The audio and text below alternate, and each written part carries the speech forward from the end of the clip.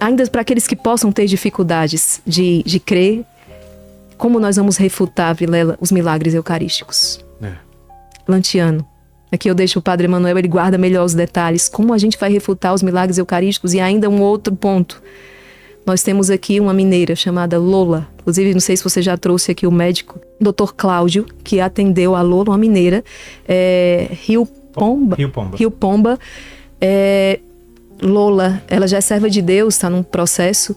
Essa mulher viveu 60 anos alimentando-se unicamente da Eucaristia. 60 anos. Ela não comia, ela não bebia, inclusive ela não dormia, ela não tinha nenhuma necessidade física como nós tínhamos, ela só se alimentava da Eucaristia. Beata Alexandrina, portuguesa, 13 anos, se alimentava unicamente da Eucaristia. E outras mulheres também, podemos dizer, místicas no século XX, em lugares diferentes, França, que só 50 anos, só se alimentavam da Eucaristia. Como é que nós vamos explicar isso? E os milagres eucarísticos? O milagre eucarístico mais conhecido é esse de Lanciano, que tem mais de 1000 anos. Era um padre que estava com dúvidas de fé e quando ele foi celebrar a missa, ele teve a dúvida de que, na hora da consagração, a hóstia se tornava o corpo de Cristo, como a igreja sempre acreditou desde o início. Ele teve essa dúvida e, quando ele estava celebrando, aquela hóstia consagrada se tornou carne visível. E o vinho, que se torna o sangue de Cristo, se tornou sangue visível. E assim está até hoje. E muitos detalhes impressionantes, porque se a gente deixa um pedaço de carne... estraga rápido. Só que lá tem mais de 1000 anos e está lá tal qual. Os pedaços de sangue coagularam em 5 pedaços diferentes, de tamanho diferente, mas quando pesa, todos têm o mesmo peso. Um pequenininho e um grande, para mostrar que em cada gota do sangue de Cristo que está no cálice em cada Santa Missa é o mesmo Jesus. Exames foram feitos e tudo isso mostra a graça de um milagre que permanece vivo até hoje. Esse é o milagre mais conhecido e a gente pode pensar assim, isso é uma história medieval, isso é coisa que acontece antiga. A gente teve uma graça grande no ano passado, Vilela, de visitar 2 milagres eucarísticos que aconteceram na Polônia no século XX. 2008 e 2013, em Legnica e em Sokółka, que são 2 cidades da Polônia. E aconteceu um milagre do mesmo jeito. Durante a distribuição da comunhão, aconteceu que, por um acidente, a hóstia consagrada caiu no chão e o padre pegou aquela hóstia com todo cuidado e colocou numa vasilhinha de água e deixou junto ao sacrário, esperando até ela se dissolver, que é uma das recomendações da igreja, que se pode fazer. Por exemplo, quando uma hóstia cai no chão, a igreja permite que a pessoa pegue e coloque numa vasilhinha de água com todo o respeito, esperando ela se desintegrar, ou então que a própria pessoa receba a comunhão com muita piedade. Eles fizeram isso, colocaram numa água e depois de uma semana aconteceu que aquela água, aquela hóstia, tinha formado um coágulo de... Olha isso aqui. Um coágulo de carne. É algo impressionante, tá dando para ver aí? Essa é um pedaço da hóstia que se transformou em carne. Mas isso foi algo tão extraordinário que quando aconteceu, o padre lá de Legnica, que quando viu isso aí, ele foi tão tocado pela graça de Deus. A gente perguntou para ele, mas o que o senhor sentiu quando o senhor viu isso? Ele disse que se colocou de joelhos e perguntou, por que eu? Por que aqui? Eu não estou mostrando o meu amor a ti? E foi para ele um movimento profundo de arrependimento e de conversão, de fé. E ele entendia, e ele começou a entender que poder que Deus dá para um sacerdote. E ele começou a pensar quantos sacerdotes não valorizam e talvez não veem o amor de Deus manifestado. Foi feita uma pesquisa nos Estados Unidos e menos da metade dos católicos acredita hoje em dia lá nos Estados Unidos na presença real de Jesus na Santíssima Eucaristia. E essa é uma verdade que a igreja defende com toda veemência. Mas não parou aí não. Esse padre foi falar com o bispo dele, falou o que aconteceu, o bispo falou, nós precisamos fazer exames. Porque lá em Lanciano podem dizer, é coisa medieval e tal, mas aquilo tinha acabado de acontecer. 2008 e 2013. O que ele fez? Pegou um pedaço daquela carne e mandou para fazer exame. Nos cientistas, análise, e não disse o que era. Depois, o histopatologista, eu não entendo direito essas coisas de medicina, eu acho que esse é o nome, mandou chamar e falou assim, como assim você tirou esse pedaço? Isso é um tecido do coração. E é um tecido do coração de um homem vivo. Ué? E é um homem vivo que tá agonizando, Estágio tá de sofrendo muito, em estágio de dor profunda. Como Deus na cruz. Exato. Como Cristo na cruz. Exato. Só que era um pedaço de um milagre eucarístico. Nossa. A mesma coisa aconteceu lá em Socuca. Mesmo tipo sanguíneo, O né? mesmo tipo sanguíneo. E a mesma coisa aconteceu em Buenos Aires. Quando o Papa Francisco era arcebispo de Buenos Aires, aconteceu um milagre eucarístico em Buenos Aires, foi feito o exame, e a mesma coisa em todos os milagres eucarísticos é tecido do miocárdio.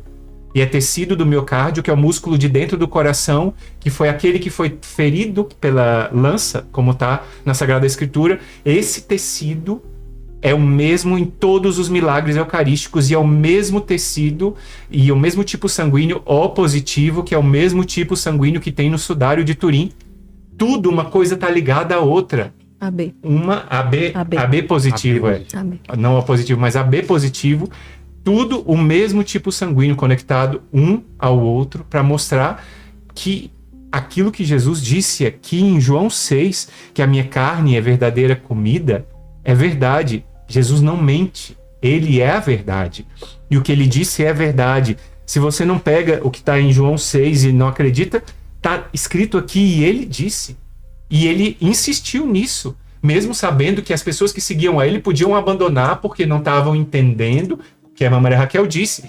Comer, o verbo, o nosso professor de Bíblia, muito amigo nosso, o padre Fidel Onhoro, que é doutor em Sagrada Escritura, diz que o verbo é claríssimo, é comer, comer mesmo, mastigar, comer. Tá aqui comer, que Jesus disse, ele não pode mentir, tá aqui escrito em João 6.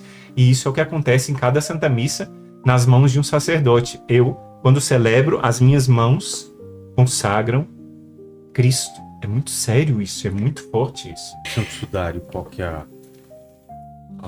Ele é a relíquia da paixão mais estudada de todos os tempos, e houve muitos cientistas que falam sobre isso, inclusive um cientista que nós conhecemos lá de Tem Fortaleza. uma imagem do Santo Sudário para o pessoal ver.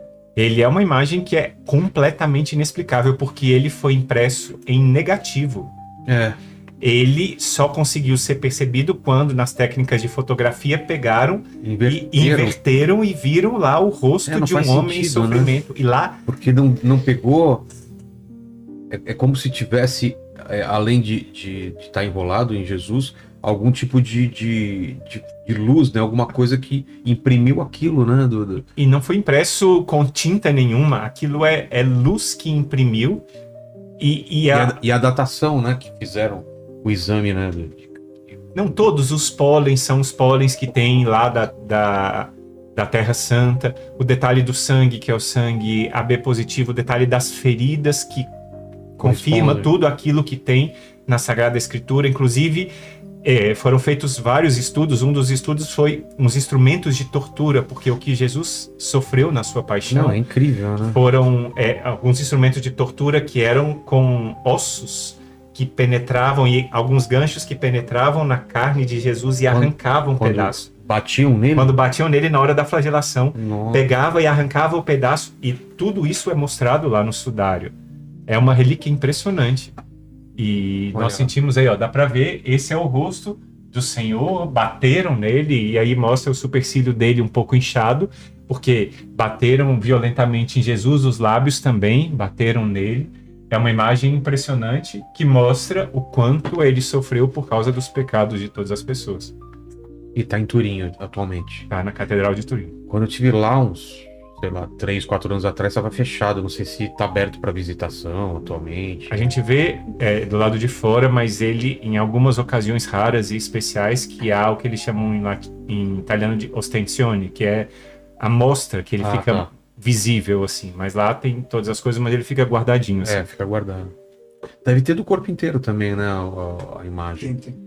Ele colocou a imagem, né, do Santo Sudário completo.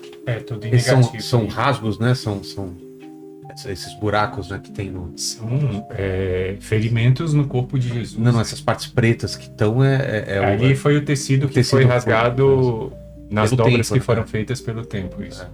E os estigmas que acontecem também? A gente já viu esses relatos. Padre filmes, Pio, São Francisco de Assis. Vários outros santos.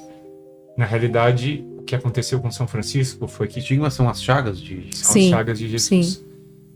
São Francisco, ele foi fazer um retiro lá no Monte Alverne, que é uma montanha que fica na Toscana, um lugar belíssimo lá, e ele queria se preparar justamente na quaresma de São Miguel.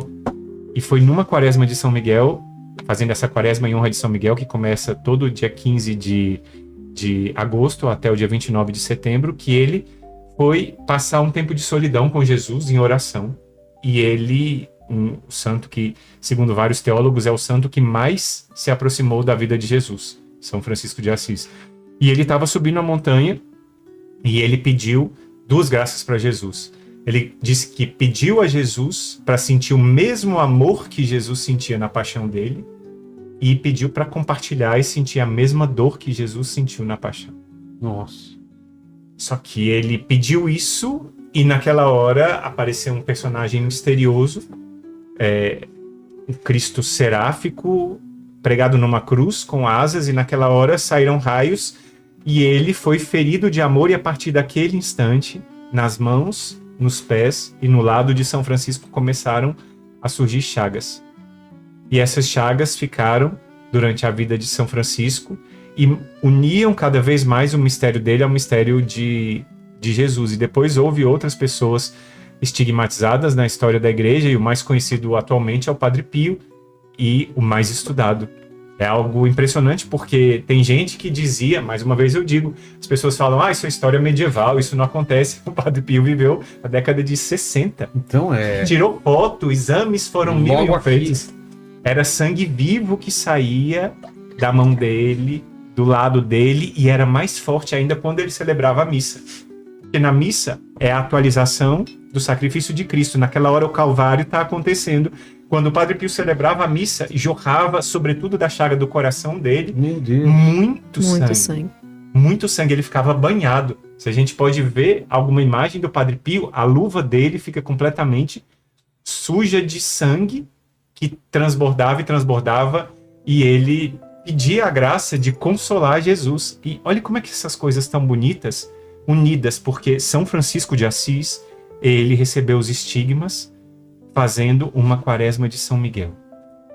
E foi visitar a gruta do Monte Gargano e não se considerou digno de entrar na gruta. O Padre Pio, muitos séculos depois, franciscano, como, seguindo os passos de São Francisco, foi fazer uma visita à gruta de São Miguel. Embora ele vivesse no Monte Gargano, a 20 e poucos quilômetros da gruta, ele foi lá uma única vez. Ele desceu na gruta e pediu a Jesus que ele queria se unir mais a ele.